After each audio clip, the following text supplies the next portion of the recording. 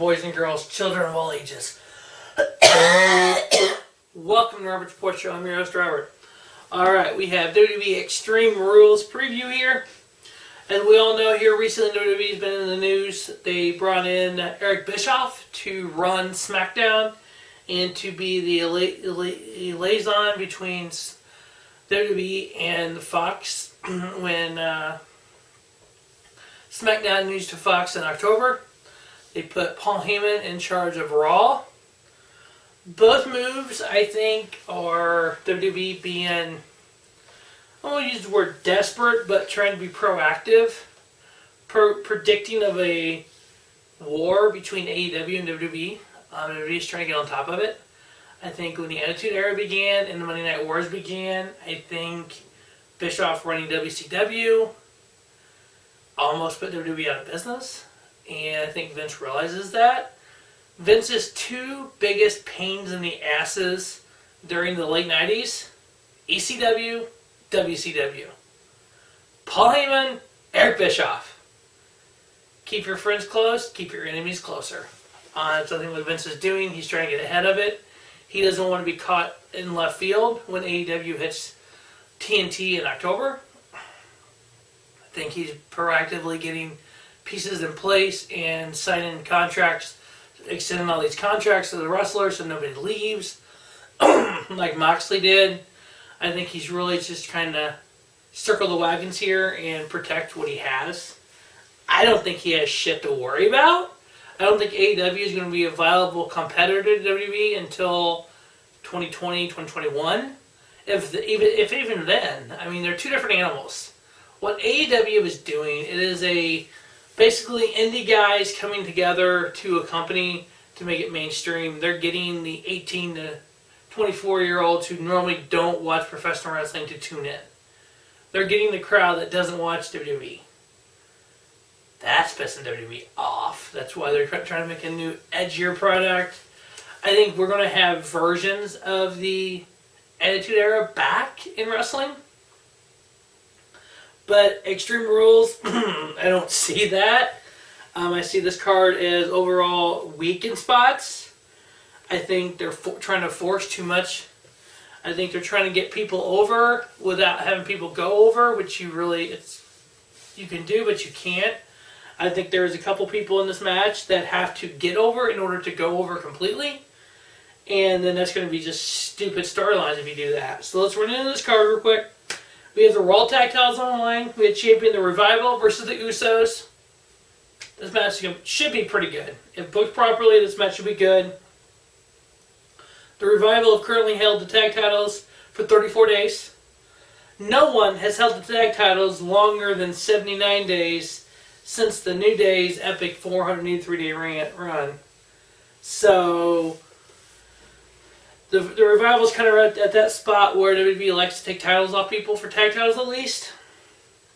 Can I see the Usos as tag champions? Hell yeah! They're one of the greatest tag teams in the world. I'm going to pick the Revival to win. I think the Revival will retain here, but I wouldn't be shocked if the Usos won.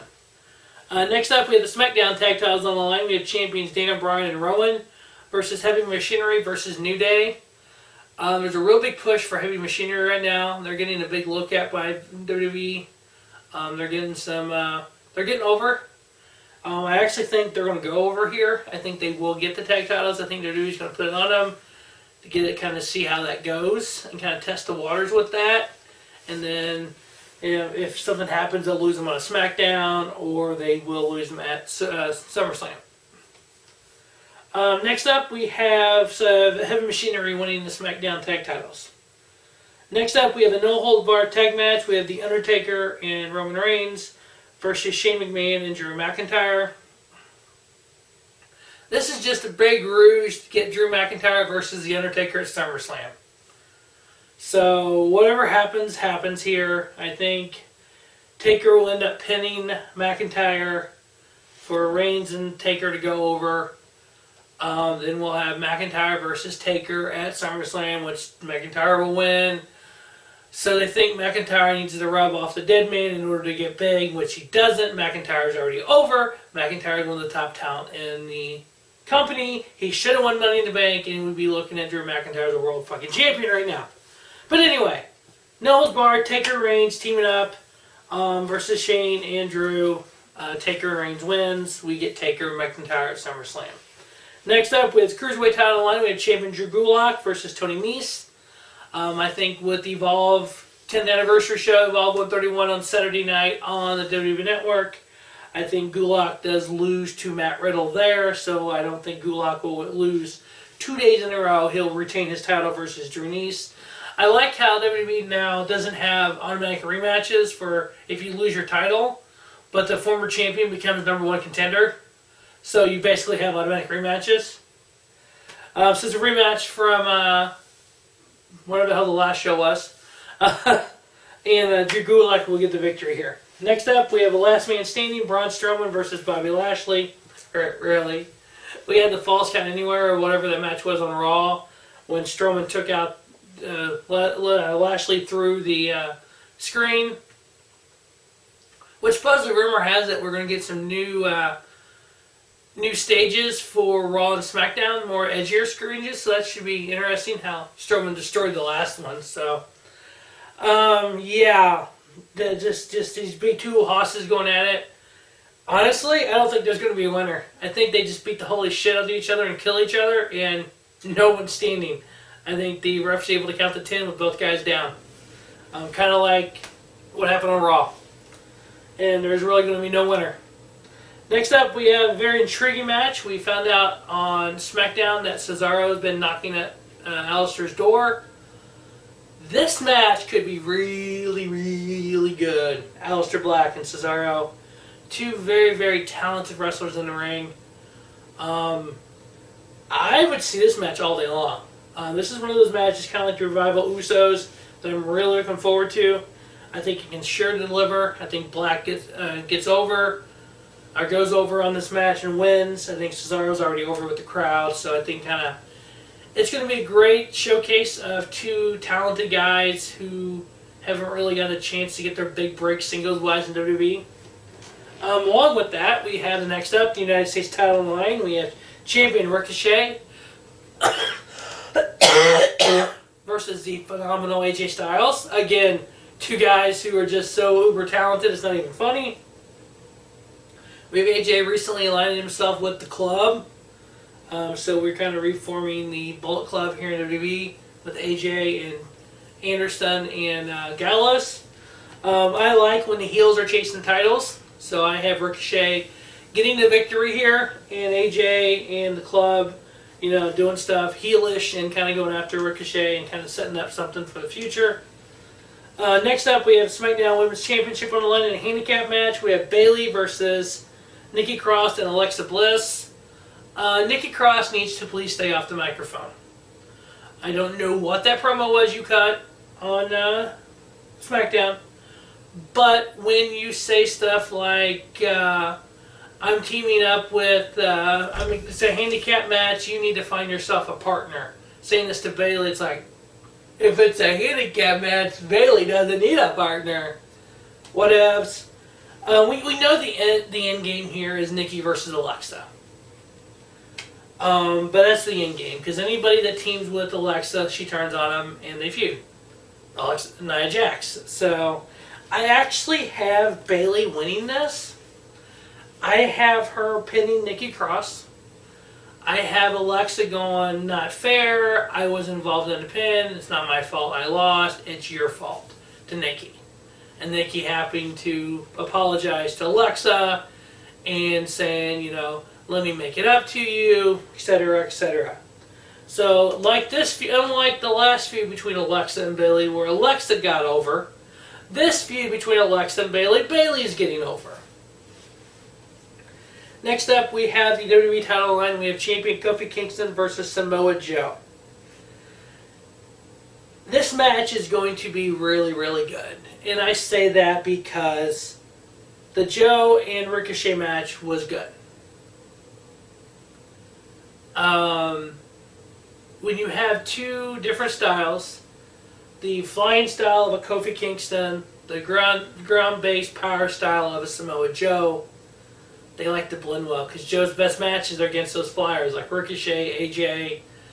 So I think this match is going to be just like that Ricochet match that Joe had for the U.S. title when Ricochet won the title from him. I think this is going to be the same kind of match. The only difference is I have Joe winning. Thanks to Twitter and the person who shared the video from 2 years ago of a promo between Brock Lesnar, Roman Reigns, and Samoa Joe. After watching that from 2 years ago, it's like, holy fuck. This is why Joe lost the U.S. title. He's going to come in here. He's going to beat Kofi for the WWE title. We have a Lesnar cash-in. So we'll end up with Joe and Lesnar for the title at SummerSlam. You want Lesnar, for some reason WWE wants Lesnar in the main event picture on SmackDown as it goes to Fox in October. Does Joe hold the title and then Lesnar cash in later? Does Lesnar cash in immediately? How do you do this? But I think that's going to be the main feud going into Fox in October.